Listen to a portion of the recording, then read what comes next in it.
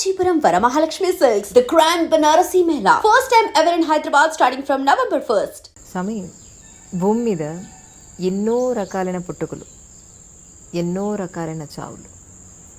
అసలు పొద్దున్న లేచి చూస్తే అయ్యో ఇలా ఇలా కూడా మనుషులు చచ్చిపోతారా అన్నట్టుగా ఉంది. అంటే ఎందుకని అసలు మనుషులందరూ ఒకటే అనుకున్నప్పుడు, పుట్టుక ఒకటే చావు ఒకటే అనుకున్నప్పుడు, అందులో కూడా ఇన్ని రకాల పుట్టుకలు ఇన్ని రకాల చావులు ఎందుకని అనుకుంటున్నారు మీ ఉద్దేశ ప్రకారం? ఇప్పుడు దీనికి రెండు రకాలుగా ఆన్సర్. ఒకటి కర్మని నమ్మిన వాడికి ఒక ఆన్సర్, కర్మ నమ్మకపోయిన వాడికి కూడా ఇంకొక ఆన్సర్. కర్మని నమ్మిన వాడి గురించి మొట్టమొదటి చెప్తాను, ఎందుకంటే మన కర్మ సిద్ధాంతాన్ని నమ్మిన వాళ్ళం కనుక. ఒకడు తన జీవిత కాలంలో రకరకాలుగా క్రూరమైన పనులు చేస్తూ బతుకుతాడు. వాడు వీడిని పొడుస్తాడు, వాడిని పొడుస్తాడు, చంపుతాడు, జంతువుల్ని చంపుతాడు, తింటాడు, పచ్చి జంతువుల్ని తింటాడు, రకరకాలుగా. ఇలా జీవించిన వాడికి నెక్స్ట్ బర్త్ రావాలి కదా. మరి వాడు కూడా నెక్స్ట్ బర్త్ వస్తుంది. ఎందుకు వస్తుందంటే, ఇప్పుడు ఒక గేట్ దగ్గర ఒక ప్యూని మనం పెట్టాం, ఏదో అవసరం వచ్చి ఆ ప్యూని మనం బయటికి పంపించాం అనుకోండి, ఆ పని మనమే కదా చేయాలి.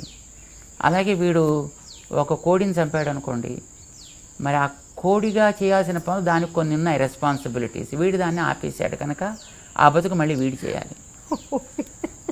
సో చేపని చంపాడు అనుకోండి, ఆ పనులు వీడు చేయాలి. ఒక ఈగను చంపాడు అనుకోండి, అవి వీడు చేయాలి. ఒక దోమని చంపాడు అనుకోండి, ఓ పందిని, ఓ మేకని, ఒక గొర్రెని, బర్రెని, వాట్ ఎవర్ ఇట్ ఈస్. ఇప్పుడు వీటన్నిటినీ వాడు చంపినప్పుడు అవన్నీ చేయాల్సిన పనులు వీడు చేయాలి కనుక వీడికి నెక్స్ట్ బర్త్లో వాటికి ఏవేవైతే ఎక్స్పీరియన్స్ చేయాల్సి ఉందో అవన్నీ వీడికి ఎక్స్పీరియన్స్కి వస్తాయి ఆటోమేటిక్గా, ఒకదాని తర్వాత ఒకటి. ఒక బర్త్లో రాకపోవచ్చు, maybe a few births, right. దాన్ని బట్టి వీడి యొక్క పుట్టుకలోనూ మార్పులు వస్తాయి. ఒక్కొక్కడు కుక్కలా పుడతాడు, ఒక్కొక్కడు చేపలా పుడతాడు, ఒక్కొక్కడు పందిలాగా పుడతాడు, ఒక్కొక్కడు పిల్లిలాగా పుడతాడు. ఆ పుట్టే ప్రాసెస్లో వీడు యాక్చువల్గా మనిషిగా పుట్టాల్సిన వాడు. మనిషిగా పుట్టాల్సిన కుక్కలా పుట్టాడు అనుకోండి, మరి దానిలో తేడా ఉంటుంది కదా. Different types of births. చాలామంది అంటుంటారు, వీడికి ఉండే కర్మలు ఎన్ని రకాలు ఉంటాయో, కర్మని వీడు అనుభవించాలి. కర్మ ఎప్పుడూ కూడా కృతం కర్మ శుభ అశుభం అవశ్యం అనుభోక్తవ్యం. ఏది మనం ఒకసారి చేశామో దాన్ని ఎప్పుడో అప్పుడు తప్పకుండా అనుభవించి తీరవలే, ఎవడైనా కానివ్వండి.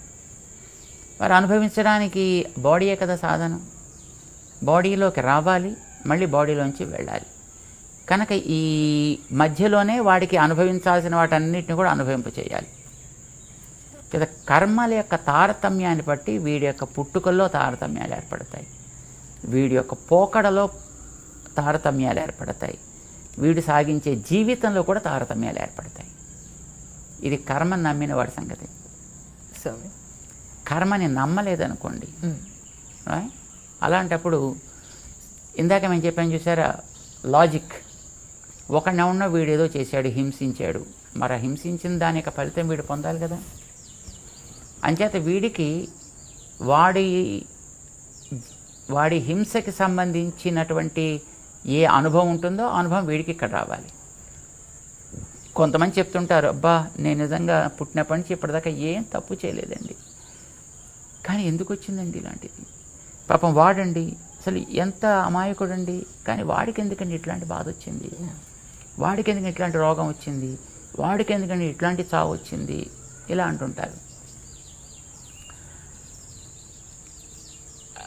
లాజిక్ మనం బట్టి మనం చూసినట్లయితే వీడి ఇంతకుముందు ఏం చేశాడని పాపం వాడికి తెలియదు.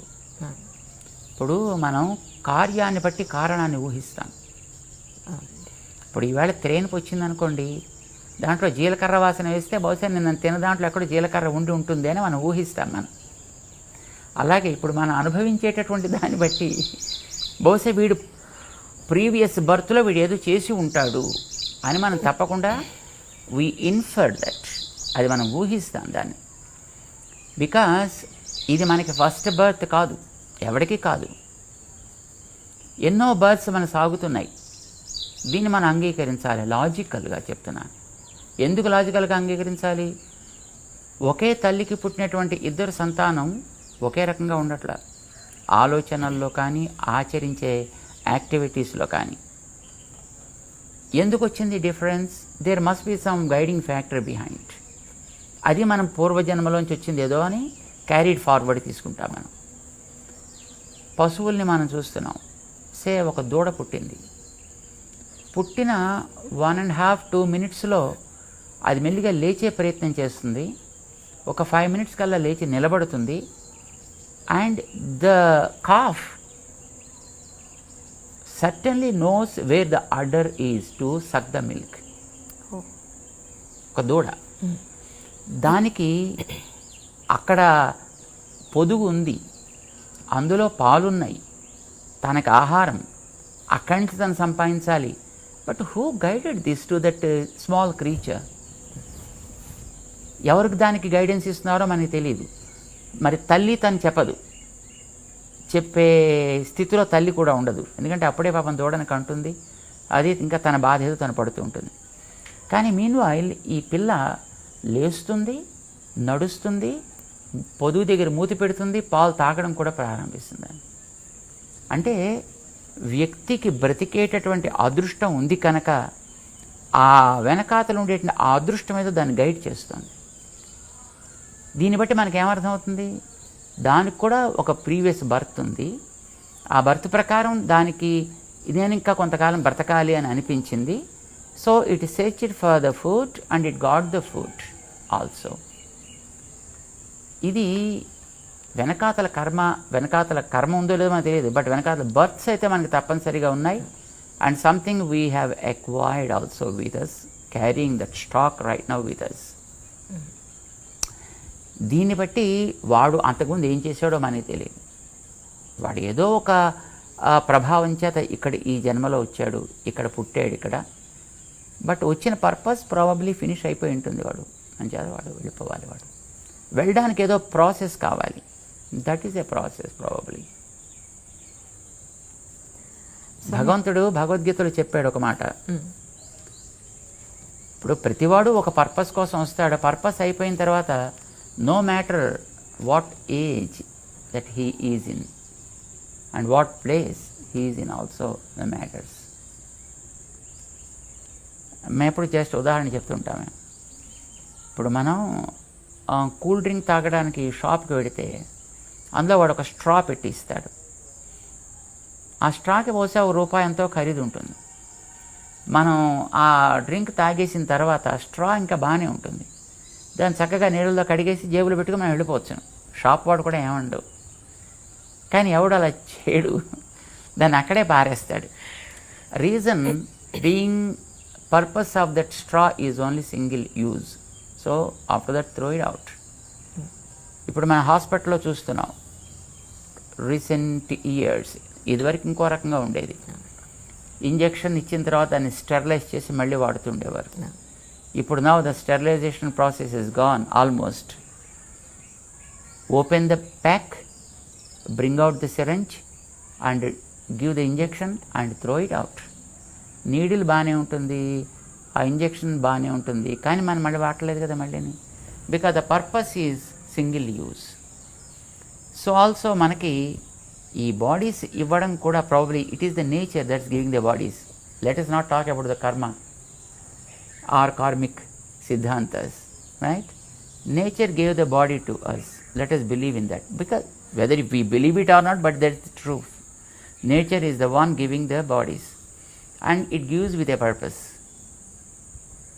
And when the purpose is up, then you should take it out. ఎట్లా తీసుకెళ్ళాలి? ఏదో ఒక పర్పస్, ఏదో ఒక రకమైన ప్రాసెస్. ఒక్కొక్కడు టక్కుమని హార్ట్ అటాక్ వచ్చి పోవచ్చును, లేదు ఒక్కొక్కడు ఏదో యాక్సిడెంట్ లాగా జరిగిపోవచ్చును, ఒకడు మరో కారణం చేతపోవచ్చును, సమ్ అదర్ రీజన్. లేదు పాపం ఒకడు ఫ్లైట్లో పెడుతున్నాడు, టక్కుమని ఆ ఫ్లైట్ ఎక్కడో బ్లాస్ట్ అయిపోయింది అండ్ దెన్ ఇట్స్ గాన్. దానికి age is not the factor at all. The purpose is 5 years. After 5 years you should quit. There is a way. వాలిని రాముడు చంపాడు. రామాయణంలో. అవునండి. చంపిన తర్వాత వాళ్ళు అడిగాడు, ఏమంటే చెట్టు చావడం చంపేందుకు నన్ను, అది పనికిరాని వాళ్ళగా, ఇదేనా నువ్వు చేయాల్సిన పని, ఇదేనా నీ వంశానికి నువ్వు తీసుకొచ్చేటటువంటి ఘనకీర్తి అని దెబ్బలాడాడు. అంటే రాముడు సమాధానం చెప్పాడు దానికి, నువ్వు జంతువు కదా, మీవాడు జంతువు కదా, నేను పరిపాలకుణ్ణి కదా, నేను వేటగాడిని, వేటగాడి జంతువుని ఎరపెట్టి చంపుతాడు కదా, వాడిని ఎరగా పెట్టా, నిన్ను నేను కొట్టా, కొట్టేవాడు కూడా మాటు వేసే కదా కొడతాడు, అలాగే కొట్టాను నేను. తప్ప మరి నేనేం తప్పు చేయకుండా ఎందుకు కొట్టావా అని అడిగాడు. తప్పు చెయ్యలేదంటావేమిటి, నీ తమ్ముణ్ణి బతికుండగా రాజ్యంలోంచి బయటికి తరిమావు తప్పు చేయకుండా, అతని భార్యను పట్టుకొచ్చి నీ దగ్గర పెట్టుకున్నావు. This is according to our law is a sentenceable offence. నువ్వు ఆ తప్పు పని చేసావు, అందుకోసం నిన్ను దండించాలి. నేను దండించేవాడిని, నువ్వు దండన పొందేవాడివి. దండించేవాడు ఎప్పుడూ కూడా వాడికి ఇష్టానికి తగినట్టుగా దండన విధిస్తాడే తప్ప, ఏమండి దొంగగారు మీకేం దండన విధించమంటారండి, ఎలా దండన విధించమంటారని అడిగే చేస్తారు. చాయిస్ వాడిదా వీడిదా? ఒక పనిష్మెంట్ ఇచ్చేటప్పుడు జడ్జి గారిదా చాయిస్, లేకపోతే తప్పు చేసినటువంటి ఆ కన్విక్ట్దా? So you are the person who committed a mistake and I'm the person sentencing something to you. ఎట్లా నేను సెంటెన్స్ చేయాలని that is my choice absolutely. And who are you to ask me why you killed me like this అని. నా ఇష్టం, నేను కావాలంటే నేను hang చేస్తా, లేక షూట్ చేస్తా, లేకపోతే ఎలక్ట్రిక్ చైర్లో కూర్చోబెట్టి షాక్ ఇస్తా, లేకపోతే మరి ఇంకోటి ఏదో చేస్తా. That is my choice, who are you to ask me అంటారు. అలాగా nature has her own ways of implementing the things. So కొంతమందికి వాళ్ళ పర్పస్ అయిపోయిన తర్వాత ప్రాబబ్లీ ఈ రకమైనటువంటి కంక్లూజన్ చేయాలి అని, if the nature things, that is what happens. And don't forget to subscribe to iDream. And for more videos, please subscribe to iDream. Please subscribe to iDream. Please subscribe iDream. And please subscribe to iDream. For more videos, subscribe to iDream. please like, share and subscribe to the channel. Congratulations, iDream. Subscribe to iDream. Subscribe to iDream. So subscribe to iDream Media. iDream ki iDream team andarki huge congratulations. Please subscribe iDream Media. Please subscribe to iDream.